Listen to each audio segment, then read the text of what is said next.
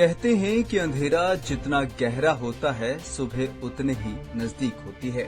इस कहावत को सार्थक करके दिखाया है उत्तराखंड के नैनीताल के रामनगर की भारती ने अपनी छोटी उम्र में ही एक हादसे में अपने दोनों हाथ गंवा दिए थे, लेकिन उन्होंने हाथ गंवाने के बाद भी हार नहीं मानी और वह लगातार अपने सपनों को दूसरे लोगों की तरह ही पूरा कर रही हैं। कुरुक्षेत्र विश्वविद्यालय में फाइन आर्ट में मास्टर डिग्री की द्वितीय वर्ष में पढ़ाई करने वाली भारती ने बताया कि वह उत्तराखंड में स्थित नैनीताल के पास रामनगर की रहने वाली है।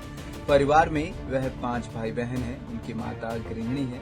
उनके पिता का स्वर्गवास हो चुका है। छोटी आयु में ही एक हादसे में उनके दोनों हाथ क्षतिग्रस्त हो गए, लेकिन उसने हार नहीं मानी और फाइन आर्ट के जरिए अब कला के क्षेत्र में एक अलग पहचान बना रही हैं। नेचर के ऊपर काम करती हूँ। नेचर और मैं जैसे कि मैं उत्तराखंड से हूँ, तो मैं वहाँ की फोक आर्ट के ऊपर काम करती हूँ। जो फोक आर्ट वहाँ का है, तो वो क्या हो रहा है कि अब ना जो पहले होता था वो वहाँ की मिट्टी और चावल को पीस के उससे बनाते थे, तो अब उसको ट्रेडिशनल कलर से यूज़ करने लगे लोग कि जो रेडीमेड कलर्स आ रहे हैं इनसे बनाने लगे हैं। तो मैं उसके ऊपर काम कर रही थी उसको बचाने के लिए, और मैं फ्लावर्स के ऊपर काम करती हूँ और टेक्सचर के ऊपर जो हाथ से ऐसे टेक्सचर दे के उसके ऊपर काम करती हूँ। मैंने ये एग्जीबिशंस की हैं। अभी मैंने सबसे पहले दिल्ली में एक एग्जीबिशन थी हैबिटेट सेंटर में, वहाँ पे मैंने एग्जीबिशन की थी, और उसके बाद एक अल्मोड़ा में भी की है एग्जीबिशन, फिर अमृतसर में भी की है एक बार एग्जीबिशन, और चंडीगढ़ में भी की है। तो कैसा एक्सपीरियंस रहा? मुझे बहुत अच्छा लगा, काफ़ी आर्टिस्ट से मिलने का मौका मिला, लोगों को जानने का मौका, और उनके काम से बहुत इंस्पायर हुई कि मतलब बहुत अच्छे-अच्छे काम वहाँ पे थे। मैं सबसे जूनियर आर्टिस्ट थी वहाँ पे, सब सीनियर्स थे, तो उनके काम बहुत कुछ उनको एक्सप्लेन नहीं कर सकती मैं, वो काफ़ी बहुत सुंदर थे। सर मैं मतलब आर्ट के फील्ड में ही करूँगी जो भी, मैं आर्ट को तो नहीं छोड़ूँगी। मतलब मैंने सोचा कि शायद अपना कुछ आर्ट को लेके कुछ सोचूँ और बच्चों को आर्ट सिखाऊँ, और इसी फील्ड में अपना आगे कुछ जो भी होता है। तो कैसे? वहीं कुरुक्षेत्र विश्वविद्यालय में फाइन आर्ट विभागाध्यक्ष डॉक्टर गुरचरण सिंह ने बताया कि भारती बहुत ही होनहार छात्रा हैं और हम लोग इसका काम देखते आ रहे हैं और यह दूसरे लोगों से भी अच्छा काम कर रही है।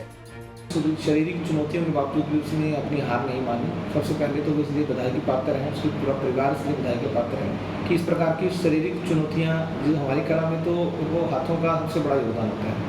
बिना हाथों के कोई भी काम नहीं किया जा सकता है, क्योंकि स्किल बेस्ड काम है, तो डायरेक्ट उसमें हाथ से ही पेंट करना होता है। परंतु भारती को देखते हुए और भारती के कार्य को देखते हुए, पेंटिंग्स को देखते हुए कहीं भी हमें ये एहसास नहीं होता कि उसके पास भगवान ने उसको उसके किसी हादसे में उसके हाथ ले लिए हों, क्योंकि उसका काम दूसरे बच्चों से बेहतर है।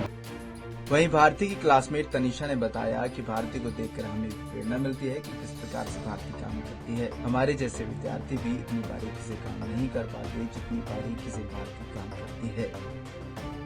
भारती बहुत हार्ड वर्किंग है। मुझे उससे पहले मिलके ऐसा लगा था कि शायद उसे कुछ पता नहीं हो गया फिर ऐसा, लेकिन मुझे धीरे-धीरे 1 साल में पता चला कि ये सब अपने काम खुद कर सकती है और काफ़ी अच्छे से कर सकती है, बिना किसी की हेल्प के। कि लोग समझते हैं कि डिसेबल लोग होते हैं तो उनके अंदर कोई एबिलिटी नहीं होगी, ऐसा कुछ होगा, पर ऐसा नहीं है। उसके अंदर काफ़ी कुछ एबिलिटीज़ है कि वो अपना डेली लाइफ का काम खुद कर सकती है, अपने किसी को डिपेंड नहीं है वो।